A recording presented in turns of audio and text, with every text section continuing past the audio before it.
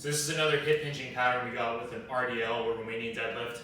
So you'll know that a Romanian deadlift with a barbell or kettlebells or dumbbells, no matter which variation you're doing it, a couple of the same rules apply.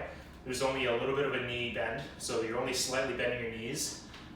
You're not keeping your legs locked. You want to bend them a little bit so you get that support from the hamstrings and some of the muscles behind the knee, so you're not putting too much strain on the knees directly.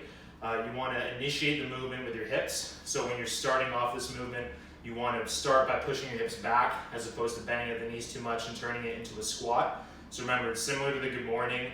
During the RDL, your hips travel in a horizontal plane, so they go back and forth sideways, okay? So to get set up for it using resistance band, we're going to step on both ends of the band, and you're going to have your feet straight, about shoulder width apart, okay?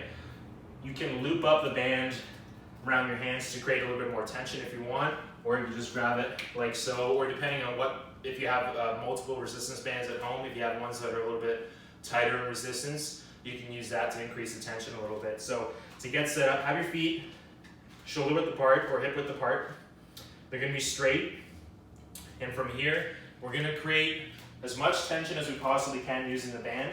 So we're going to utilize a slow eccentric lowering while we're doing this, and we're going to add an isometric pause when we get to the bottom position of the movement. This is going to help create greater time under tension with our muscles without having to use any weights or loading to help create a good response in the muscle group. So other than the band. So feet are straight, hip width apart, squeeze your shoulder blades together, squeeze your armpits together. Just imagine you got like an orange in between your armpits. You're trying to make orange juice. You're trying to squeeze that orange in between your armpits to keep the lats engaged throughout the entire range of motion here. So feet are straight, stick your butt back, hinge forward. You want to go, take your time as you go down. Hold it 1, 2, and then up. You want it to take you about 4 seconds or so, 4-second count going down through the eccentric phase, and then up. If you want to create more tension in the band, you can simply step just slightly wider and have a little bit wider stance. But the same principles apply. You want to initiate the movement with your hips, hinging forward,